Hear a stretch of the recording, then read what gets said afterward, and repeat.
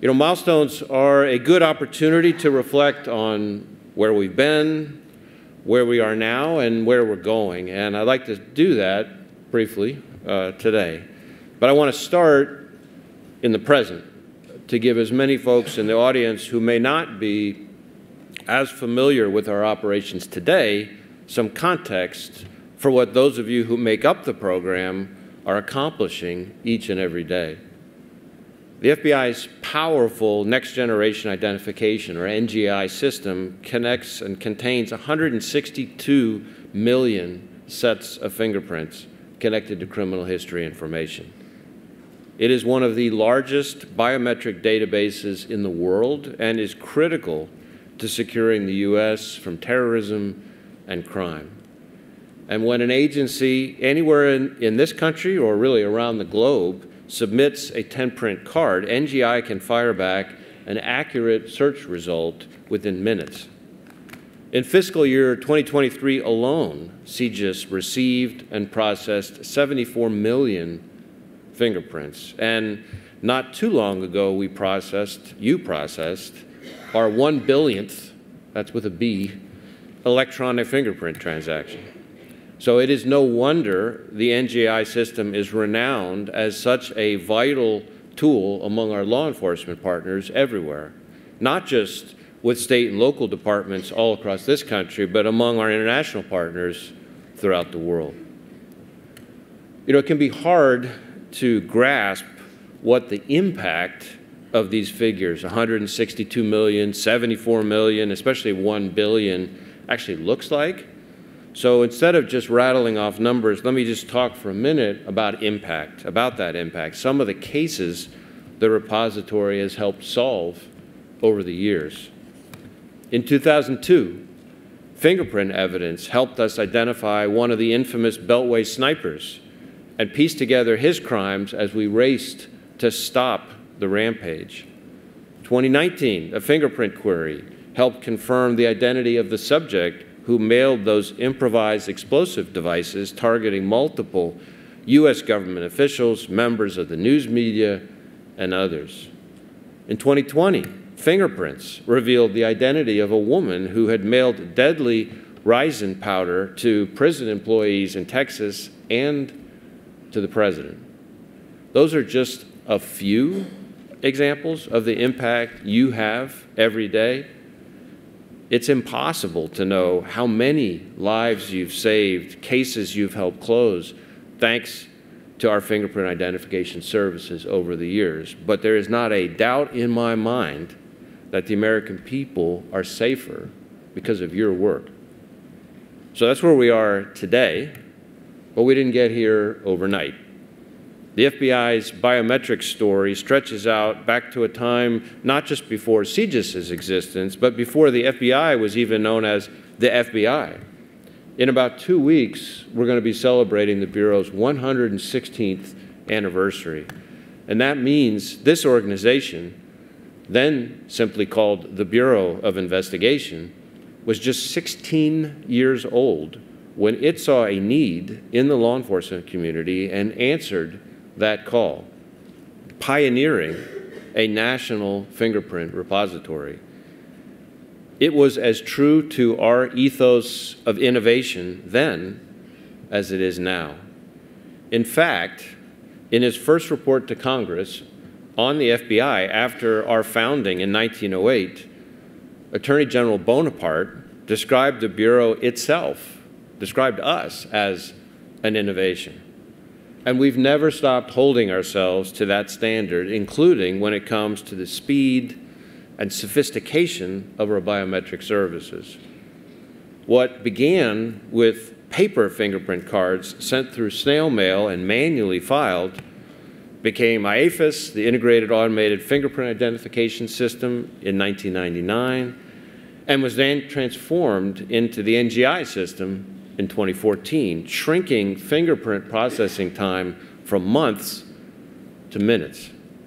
Today, about 97% of all criminal and civil electronic fingerprint submissions to the NGI system are fully automated, a far cry from the paper method used a few decades ago. It's important to note, too, that we not only search and analyze fingerprints for open cases, we also process latent fingerprints for use in cold cases and use fingerprints to help uncover the identities of victims and bring closure to families.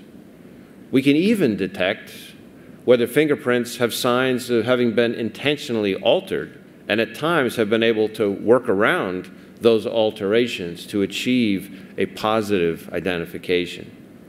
Not only that, but the NGI system has expanded to include new biometric capabilities, biometric modalities as well. Things like facial recognition and palm print searches, text-based searches for scars, marks, and tattoos, and the latest innovation, the NGI Iris service that allows users to enroll and search iris images quickly and easily, and can even be easily linked to other biometric records within the system. You want to talk about the textbook illustration of innovation. And I'm proud that we've maintained that focus on growing our capabilities, because there is simply no other way to remain as effective as a law enforcement and intelligence agency when the threats are as dynamic and evolving as they are today. As you saw in those case examples I mentioned, fingerprints advance both criminal and national security investigations. And our biometric services don't just stretch from coast to coast, they extend beyond our borders as we forge relationships and agreements with our foreign law enforcement partners. Through those agreements and CJIS's foreign biometric exchange program, we share fingerprint records with our partner federal agencies here in the U.S. who can then identify and stop criminals and terrorists before they can enter the country and harm our citizens. So even though times have changed today, just like 100 years ago, the FBI's leadership in biometrics is saving lives in innovative ways. That's a lot to celebrate, and what makes it all possible are the people behind all those services. CJIS's biometric services section is made up of about 600 personnel, which may sound like a lot until you realize these are the folks responsible for keeping the trains moving on criminal justice repositories containing hundreds of millions of records. Our biometrics teams work around the clock to provide quick, reliable identification and investigative services, in addition to supporting non-criminal justice agencies with things like employment vetting and processing. They also update, analyze, research, compare, and review identity histories to keep them accurate, and they process the 3% of fingerprint submissions that are still done manually, which amounts to a whopping 2 million entries just in the last fiscal year. So needless to say, that is not a 9-to-5 job. It's a 24 hours a day, 365 days a year mission. And as much as we associate innovation with automation, the excellence that I see every day at CJIS proves just how critical the human element is. Thanks to the people of CJIS, many of you, the FBI's biometrics capabilities are saving lives.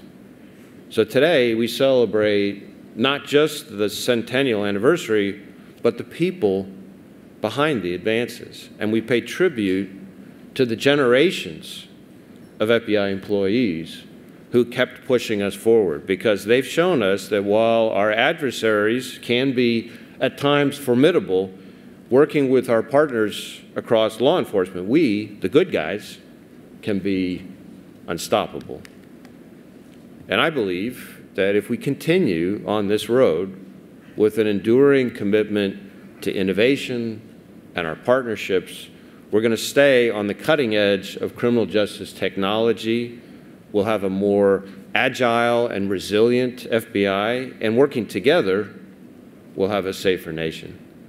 So with that, I'd like to give a hearty congratulations to the folks of CJIS once again for carrying forward the FBI's legacy of innovation and the importance of partnerships. I can't wait to see where you take us next. Thanks for having me.